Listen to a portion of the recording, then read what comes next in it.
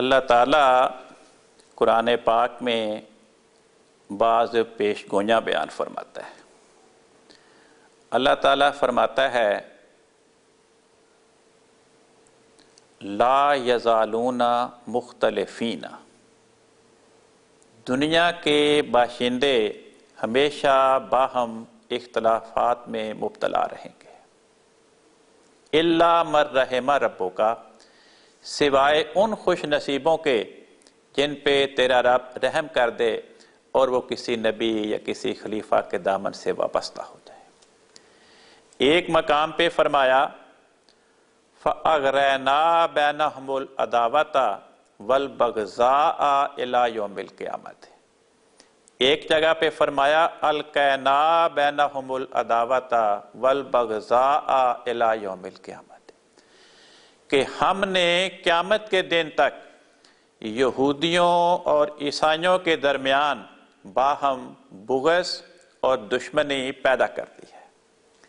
ان آیات پہ غور فرمائیں۔ بلکہ سورۃ المائدہ میں اللہ تعالیٰ فرماتا ہے وَلَا يَزِيدَنَّ كَثِيرًا مِّنْهُمْ طُغْيَانًا وَكُفْرًا، کہ قرآن کریم کی تعلیم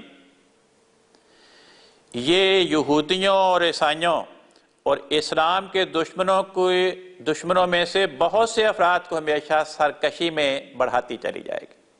یہ آیات بتاتی ہیں کہ الی یوم القیامت، قیامت کے دن تک ایسا زمانہ نہیں آئے گا کہ دنیا میں اس طرح پر ظاہری امن پیدا ہو جائے کہ کوئی کسی کے ساتھ جھگڑا نہ کرے، کیونکہ جب قیامت کے دن تک یہودی اور عیسائیوں کے درمیان دشمنی ہوگی تو امن کہاں ہوا؟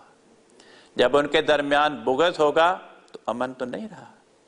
جب قرآن کریم کی تعلیم کے نتیجے میں یہودیوں اور عیسائیوں کی اکثریت سرکشی میں بڑھتی چلی جائے گی تو سرکشی میں بڑھتے چلے جانے کے نتیجے میں امن تو پرواز کر جائے گا۔ تو ان آیات کی موجودگی میں کسی شخص کا یہ کہنا کہ مسیح موعود کے بعد دنیا میں ایسا زمانہ آئے گا کہ دنیا میں بغض اور دشمنی اور فسادات ختم ہو جائیں گے، جنگوں کا خاتمہ ہو جائے گا اور ہر طرف امن و امان ہوگا، یہ قرآن پاک کی ان پیش گوئیوں کے خلاف ہے۔ اصل بات یہ ہے کہ ایک حدیث ہے، اس حدیث سے بعض لوگ غلط استنباط کرتے ہیں۔ حدیث کے الفاظ یہ ہیں کہ حضرت رسول پاک صلی اللہ علیہ وسلم فرماتے ہیں جب مسیح موعود آئے گا، مہدی موعود دنیا میں تشریف لائے گا تو یملا الارض عدلا و قسطا کما ملئت جورا و ظلما، جس طرح زمین ظلم و جور سے بھر جائے گی اسی طرح مہدی موعود زمین کو عدل و انصاف سے بھرے گا۔ اب عدل نہ ہو تو کیا ہوتا ہے؟ ظلم ہوتا ہے۔ قرآن پاک فرماتا ہے کہ شرک ظلم ہے،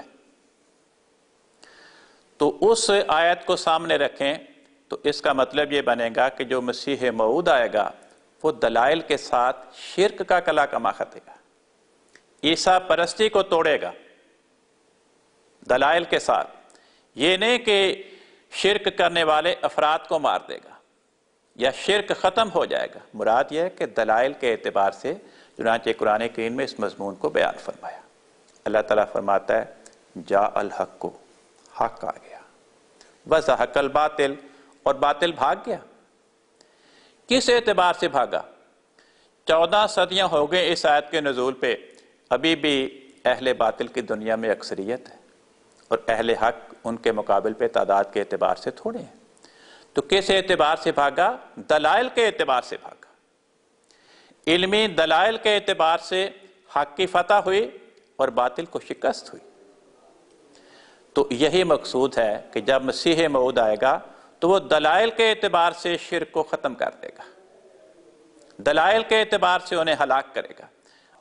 بخاری شریف کی حدیث ہے، حضرت رسول پاک صلی اللہ علیہ وسلم فرماتے ہیں لی خمسۃ اسماء، میرے 5 صفاتی نام ہیں۔ ان میں ایک یہ بیان فرمایا انا الماحی، میں ماہی ہوں، الذی یمحو اللہ بی الکفر، میرے ذریعے اللہ تعالیٰ کفر کو مٹا دے گا۔ 1450 سال ہو گئے، ابھی تک کفر کا وجود جسمانی اعتبار سے دنیا سے نہیں مٹا۔ اور جو میں نے آیات پڑھی وہ بتاتی ہیں کہ قیامت تک کفر کا وجود نہیں مٹے گا، یہودی بھی رہیں گے، عیسائی بھی رہیں گے، ان کی باہم دشمنی بھی رہیں گی، اور دنیا میں اختلاف کرنے والے بھی رہیں گے۔ تو کس طرح اللہ تعالیٰ نے آپ کے ذریعے کفر کو مٹایا؟ دلائل کے اعتبار سے۔ تو اسی طرح حضرت مسیح موعود علیہ السلام نے بھی عیسیٰ پرستی کو، صلیب پرستی کو، شرک کو دلائل کے اعتبار سے ختم